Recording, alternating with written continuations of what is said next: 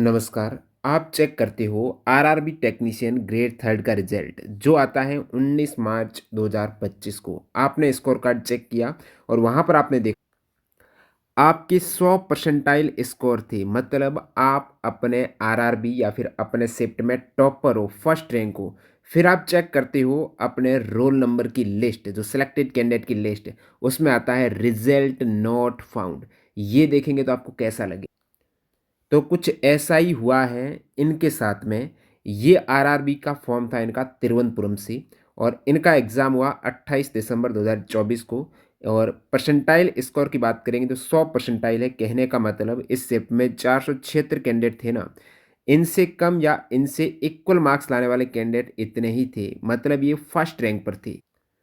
Railway काम करता है परसेंटाइल बेस्ड नॉर्मलाइजेशन पर। मत इस पर्टिकुलर तिरुवनंतपुरम आरआरबी में 23 शिफ्ट में एग्जाम हुए हैं ना, तो सारे फर्स्ट रैंक वाले, प्रत्येक शिफ्ट के फर्स्ट रैंक वाले अपने आप में टॉपर होंगे। यानी यहाँ पर इस तिरुवनंतपुरम में हाईएस्ट मार्क्स किसी भी कैंडिडेट का प्राप्त हुआ ना, वो 90.17 544 है। इससे ज़्यादा मार्क्स का कोई भी कैंडिडेट नहीं प्राप्त किया है। इसके बावजूद इनका सिलेक्शन क्यों नहीं हुआ, जानते हैं वजह।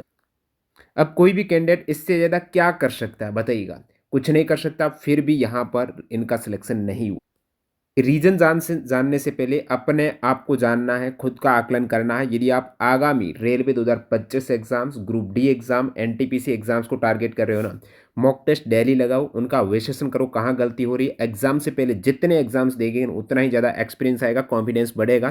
प्रीवियस ईयर के पेपर लगेगा, test book pass pro join करके टीटीजी के कूपन कोड यूज़ करके अभी यहाँ पर एक्स्ट्रा डिस्काउंट चल रहा है, जिसमें ईयरली पास प्रो में सारे एग्ज़ाम्स के मॉक टेस्ट आपके कवर हो जाएंगे। ऐसा नहीं केवल आप रेलवे के ही मॉक टेस्ट दे पाएंगे, नहीं, इंडिया में जितने भी एग्जाम्स होते हैं यहाँ पर आप मॉक टेस्ट दे पाएंगे, प्रीवियस ईयर के पेपर अटेम्प्ट कर पाएंगे। सेम एग्जाम पैटर्न इंटरफेस पर आधारित होते हैं। लिंक डिस्क्रिप्शन बॉक्स में चेकआउट कीजिए।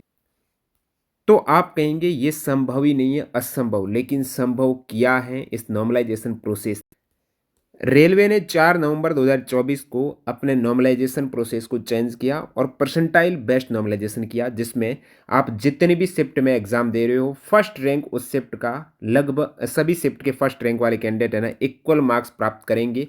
ये परसेंटाइल बेस्ड नॉर्मलाइजेशन है। एक अलग वीडियो में ऑलरेडी कवर किया था, और इसका इफेक्ट टेक्नीशियन ग्रेड थर्ड पर कितना पड़ा है, कल आपको एक डिटेल में वीडियो मिल जाएगा।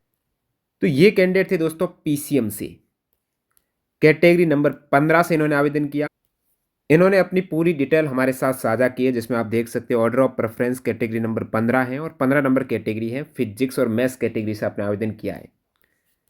तिरुवनंतपुरम ने इस आरआरबी से आवेदन किया था। अब तिरुवनंतपुरम की आप वैकेंसीज टेबल देखते हो, पीसीएम में 15 नंबर कैटेगरी है ना पीसीएम की, इसमें टोटल वैकेंसीज है 15। ठीक है, 15 वैकेंसीज है। उस 15 वैकेंसीज में ओबीसी की वैकेंसीज है 3। लेकिन जब कट ऑफ आती है ना, उसमें ओबीसी का एक भी कैंडिडेट, यानी ओबीसी की कट ऑफ वहाँ पर शो ही नहीं हो रही है। मतलब जो भी ओबीसी कैंडिडेट थे वो यूआर से ही क्वालिफाई हुए हैं। तो ओबीसी की 3 वैकेंसीज ये गई कहाँ पर, कट ऑफ क्यों नहीं शो हो रही है, आप इसकी कट ऑफ भी बताता हूँ। ये आप चेक करेंगे, तिरुवनंतपुरम की टेक्नीशियन ग्रेड थर्ड की कट ऑफ है, तिरुवनंतपुरम की है। इसमें कैटेगरी नंबर 15 वही पीसीएम वाली है। इसमें कट ऑफ आप देखेंगे 90.17544। और ओबीसी, ओबीसी में कुछ भी नहीं है, ब्लैंक है। मतलब ओबीसी की कैंडिडेट जो क्वालिफाई किए जाने थे वो यूआरसी तो हुए, लेकिन 3 पोस्ट थी ना, उसका गणित आपको समझाता हूँ। इससे पहले आप देख सकते हो ये कट ऑफ यूआर की सेम उस कैंडिडेट की, टॉपर वाले कैंडिडेट की कट ऑफ है। ठीक है, तो ये 3 कैंडिडेट कौन से रह गए हैं। तब जब आप दोबारा इस वैकेंसी टेबल को चेक करेंगे तो इसमें आप क्या देखेंगे, 15 नंबर कैटेगरी ये वाली वैकेंसीज टेबल में 15 वैकेंसीज, ओबीसी की 3 वैकेंसीज। आगे इसको आप और लेंगे तो यहां पर ये सेम आपकी 3 post person with benchmark disability LD. और आपको पता होगा एक्स सर्विसमैन और पर्सन विथ बेंचमार्क डिसेबिलिटी यानी दिव्यांग कैंडिडेट को हॉरिजेंटल रिजर्वेशन है। हॉरिजेंटल का मतलब जो वैकेंसीज थी ना, उसमें एक्स सर्विसमैन और पीडब्ल्यूबीडी वाले कैंडिडेट इंक्लूड थे, उन्हीं में से इनको रिजर्वेशन दिया जा रहा है। वर्टिकल रिजर्वेशन में जैसे 100 टोटल वैकेंसीज है, उनमें से अलग अलग परसेंटेज के अकॉर्डिंग ओबीसी का इतना परसेंटेज है, एससी का इतना है, तो वो बांट देंगे। हॉरिजेंटल में जो कैटेगरी को दिया है ना रिजर्वेशन, उनमें से वापस मिलेगा। ठीक है, उनमें से अलग अलग दिया जाएगा। डायरेक्टली पोस्ट में से नहीं मिलेगा, तो हॉरिजेंटल रिजर्वेशन में देखेंगे ना, वो 3 पोस्ट है एलडी कैटेगरी की। तो सारी की सारी ओबीसी की 3 पोस्ट थी ना, वो पर्सन विथ बेंचमार्क डिसेबिलिटी वाले इन्हीं की थी, वो सिलेक्ट हो गए। क्योंकि ये जो पोस्ट है इसमें इंक्लूड है एक्स सर्विसमैन की, टोटल पोस्ट में एक्स सर्विसमैन पीडब्ल्यूबीडी वाले कैंडिडेट इंक्लूडेड है, और 3 ही पोस्ट थी और 3 के 3 यहाँ पर इंक्लूड थे। तो जनरल जो ओबीसी ओपन कैटेगरी के लिए कुछ बचा हुआ है नहीं, तो उस केस में उनका ब्लैंक शो कर रहा है। ठीक है, यहां पर समझ में आ। अब उनका सिलेक्शन क्यों नहीं हुआ, वो तो टॉपर थे, फर्स्ट रैंक, उनसे ज्यादा मार्क्स वाला कोई कैंडिडेट था ही नहीं तिरुवनंतपुरम में, था ही नहीं, उनके इक्वल थे, मैं बता रहा हूं उनके इक्वल थे। अब यहां पर गणित समझिएगा, हो क्या रहा है। आपको पता है टोटल 23 शिफ्ट में एग्जाम हुआ है टेक्नीशियन ग्रेड 3 का, हुआ कि नहीं हुआ। इन 23 शिफ्ट में टॉपर आरआरबी वाइज नॉर्मलाइजेशन हुआ है। प्रत्येक शिफ्ट के टॉपर यानी 23 टॉपर हो गए, फर्स्ट रैंक वाले 23 कैंडिडेट हो गए जिनके इक्वल मार्क्स है, चाहे इनके रो मार्क्स अलग अलग हो। मान लेते हैं एक कैंडिडेट अपने शिफ्ट का टॉपर है, 80 रो था, एक का 70 था, एक का 90 था, लेकिन जिनका इनका नॉर्मलाइज्ड देखेंगे ना, एक बेस्ट शिफ्ट के इक्वल, सभी का इक्वल नॉर्मलाइज्ड मार्क्स रहेगा, क्योंकि फर्स्ट रैंक वाले सभी का मार्क्स ये इक्वल करेंगे बेस्ट शिफ्ट के अकॉर्डिंग है। तो वो अधिकतम मार्क्स वाली बेस्ट शिफ्ट होगी, तो 90 मार्क्स सभी के हो जाएंगे, चाहे 80 का हो 70 का हो, सभी के 90 मार्क्स हो जाएंगे। तो टॉपर कैंडिडेट हो गए यहाँ पर 23, और ओपन आप वैकेंसीज देखेंगे यूआर की, वो है 15, और वो कैंडिडेट ओबीसी से थे। तो एक्चुअली ओबीसी की 3 वैकेंसीज हैं, वो पर्सन विथ बेंचमार्क्स डिसेबिलिटी में चली गई, और पीछे जो वो कैंडिडेट फाइट कर रहे थे ना ओबीसी वाले, वो भी यूआर में अब फाइट करेंगे। यूआर की 15 वैकेंसी, और टॉपर सेम रैंक वाले 23 कैंडिडेट, 23 शिफ्ट में हुआ ना, 23 कैंडिडेट है। अब 23 कैंडिडेट को 15 पोस्ट 1:1 में कैंडिडेट क्वालिफाई हुए, तो कितने कैंडिडेट बाहर हो, 23 - 15, 8 कैंडिडेट तो यहाँ पर बाहर होने ही हैं। अब आप कहेंगे किसको बाहर करेंगे, सभी फर्स्ट रैंक, अभी कैंडिडेट क्या कर सकते हैं, फर्स्ट रैंक लेकर आ गई, हाईएस्ट मार्क्स लेके आ गई, अब बाहर किसको करेंगे, तो ये कैंडिडेट हो गई बाहर। अब जब इक्वल मार्क्स रहेंगे तो होगा क्या, वो देखते हैं। आप नोटिफिकेशन में देखते हो विज्ञप्ति में, यहाँ पर इन केस 2 और more candidate secure equal marks their merit position shall be determined by the age criteria. यानी जो ओल्डर कैंडिडेट होगा, जिनकी डेट ऑफ बर्थ है ना, आयु जिनकी ज़्यादा होगी ना, वो कैंडिडेट पहले ले लिए जाएंगे, वो वरीयता में फर्स्ट रखे जाएंगे।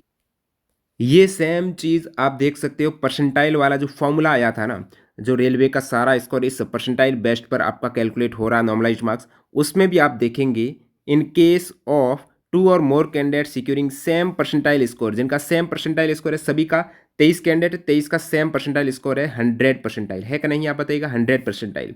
There merit position shall be determined by the age criteria, यानी ओल्डर पर्सन है ना। अब मान लेते किसी की डेट ऑफ बर्थ भी इक्वल है, तो उस केस में अल्फाबेटिकल ऑर्डर से बोलेंगे, नहीं तो ऐसा बहुत कम केस रहेगा जिसमें डीओबी भी इक्वल हो जाएगी, तो जिनकी ज़्यादा आयु है उनको यहाँ पर कंसिडर किया जाएगा, और जो कैंडिडेट की मैं बात कर रहा हूँ वो कंसिडर नहीं हुए, हो सकता इनकी आप डीओबी देखेंगे 2002 हैं, तो इनसे ओल्डर कैंडिडेट रहे होंगे, 2002 ज़्यादा बड़ी डीओबी नहीं है, तो इस केस में ये सिलेक्शन से बाहर हो गए। तो फर्स्ट रैंक लाने वाला भी इस नॉर्मलाइजेशन की भेंट चढ़ गई, परसेंटाइल बेस्ड नॉर्मलाइजेशन में इक्वल मार्क्स होने के कारण ये कैंडिडेट हो गए बाहर।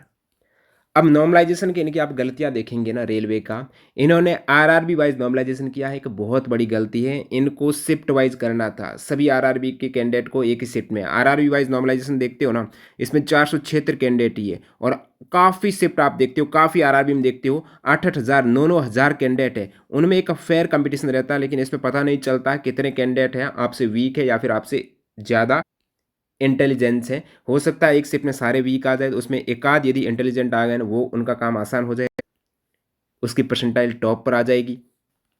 तो परसेंटाइल का यहाँ पर एक बड़ी कमी है नॉर्मलाइजेशन में, जो परसेंटाइल बेस्ड नॉर्मलाइजेशन होता है, इसमें रेलवे यहाँ पर आरआरबी वाइज करके बहुत बड़ा यहाँ पर मिस्टेक हो रही है, इसको सुधार करना पड़ेगा, नहीं तो इस टाइप के रिजल्ट आपने इससे पहले वीडियो में बताया था, 43 मार्क्स कैंडिडेट के बढ़ रहे हैं।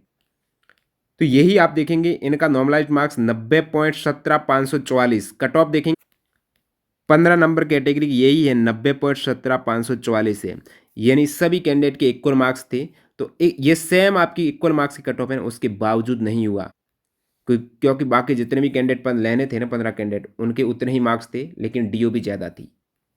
और कोई डाउट है तो आप कमेंट सेक्शन में बताएंगे, और जितनी भी हमारी इंपॉर्टेंट ई बुक जिसमें रेलवे 2024 के सारे साइंस के क्वेश्चन, जीके के क्वेश्चंस आप हमारी website top trending GK dot in या फिर top trending GK app play store से डाउनलोड कर सकते हो। मिलते हैं नए वीडियो में, धन्यवाद।